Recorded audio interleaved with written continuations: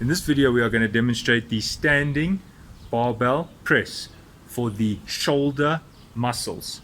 The shoulder muscle consists of three parts. The deltoids, this is the front deltoid, then we've got the side deltoid, lateral deltoid, and then we've got the rear, which is the part at the back. Okay, the stimulates all three parts of the deltoid. You could consider it a base building exercise, which means it's good for mass, and there are some problems with this exercise, and I will discuss for people who have shoulder problems how to deal with this exercise if you do have poor mobility or shoulder problems. All right, let's look at the traditional method of doing this exercise. Okay, Michael is now going to demonstrate. He's going to pick up the weight. He's going to get his grip right.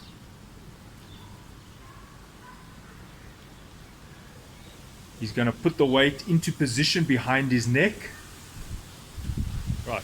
Most important thing is to get the posture right. This exercise is can be hurtful to you, your spine, and so forth if you do not have the correct posture. The first thing is shoulder width. The next thing is to bend the knees slightly. The last thing is to make sure your back and neck are vertical. Okay, Michael is now going to demonstrate. You can just see the grip here is a wide grip. He's going to demonstrate 3 reps. The important thing is that to observe here is that when he does the exercise, he has a uniform speed. The tempo is uniform, so he doesn't chuck it up and he doesn't drop it down. He moves it at a consistent speed, and he does not rest it on his shoulders during the set. Right, he's going to do 3 reps. 1, 2, 3. Right, he's going to demonstrate one more time. Please make sure you see the chest out, shoulders back, and we will do a side view, but let's demonstrate one more time. 1, 2. Keep in mind his head is facing the front, his form is correct. Right, now let's look at a side view of this exercise. Shoulders back, chest out, and he will demonstrate 3 reps. 1, 2, 3. Right, that is how you do the standing barbell press. We're now going to demonstrate how you do it if you have an injured shoulder or a shoulder with poor mobility, or you've got a lot of clicking, extra movement in your shoulder, but you'd still like to do barbell press. Right. This is the traditional method of doing shoulder press, which puts a lot of pressure on your rotator cuff. When Michael demonstrates the exercise, you will see that the weight, the bar goes up vertically straight, but the problem is because there's a gap between his head and the bar, it actually puts a lot of stress on the shoulders. Right, he's going to demonstrate the traditional way. Go for it. You can see how the bar is going vertically up. Right, now he's going to demonstrate the comfortable way. And this is especially for people who have shoulder problems. So he's going to rest it on his head. Right, now that is the comfortable position for a shoulder. The shoulder is comfortable in that alignment. So in order to take advantage of that, he's going to do half reps, and he's going to do 3 half reps to the head. Go for it. Right, now we're going to do a front view of that same exercise. Go for it.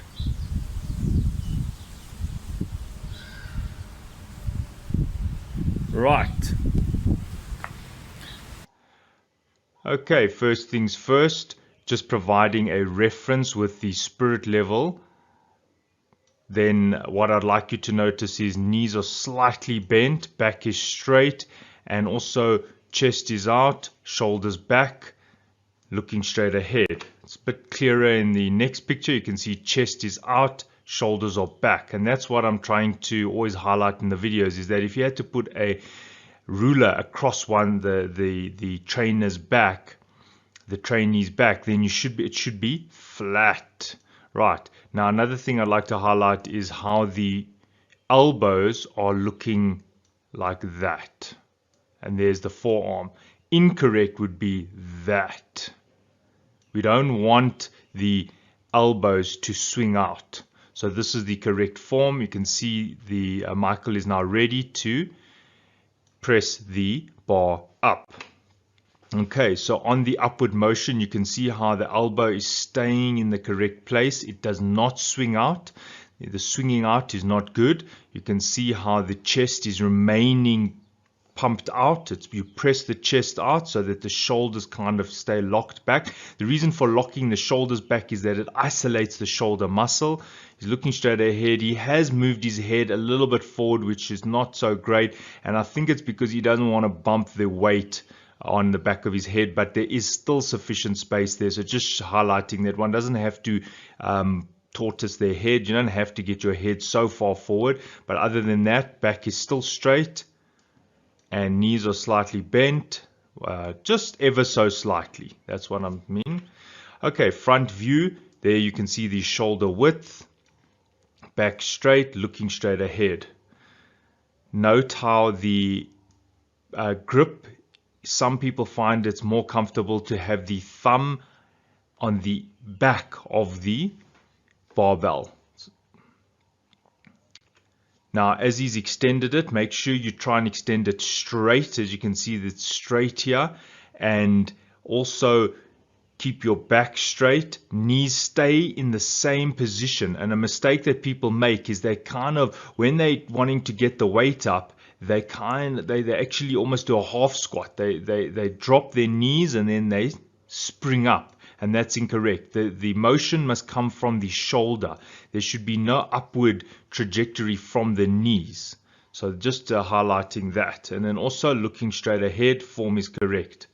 On the way down, important here, you can just having a look at why I've paused it at this point. I just want to highlight the grip. Now, if your arm is too far in, you're starting to do more tricep.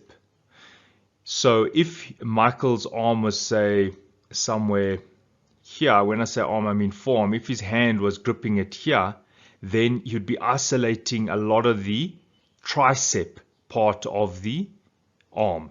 You see, if it was like that. So the correct way is actually your arm should be parallel or more. So that's why I'm highlighting this width there. That is, I would say, the good position. You can go parallel if you want, but I would recommend what Michael has done here is correct. If you go wider, it's also fine. You can grip the weight wider, and what you're doing is you're now attacking a little bit a different part of your shoulder, but you're still doing shoulder, so there's no problem. You can shift that grip, and what you could do is you could, in your training, you could sometimes take a wider grip.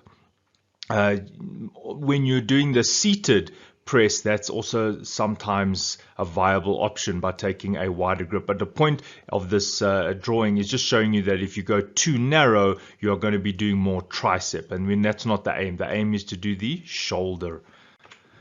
Right, looking at the back position, the side position, what I'd like to just highlight here is there is a gap that forms, and you can see how the shoulders and arm are going up. And just so you know, the camera is sitting in this line, so it is actually exaggerating this because the camera is kind of looking from this direction.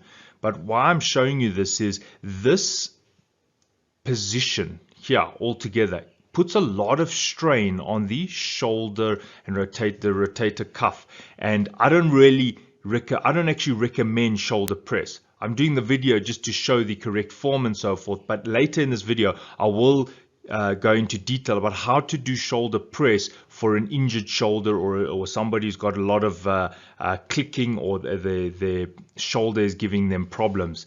So this is correct. There's nothing really wrong here. This is the traditional way of doing shoulder press, although I don't really recommend this format, the behind the head shoulder press, especially for people who have shoulder problems. But if you don't have shoulder problems, this is correct. This is how you do shoulder press to the back of the neck. Right, keep in mind, back must be straight, knees slightly bent, and that form is correct.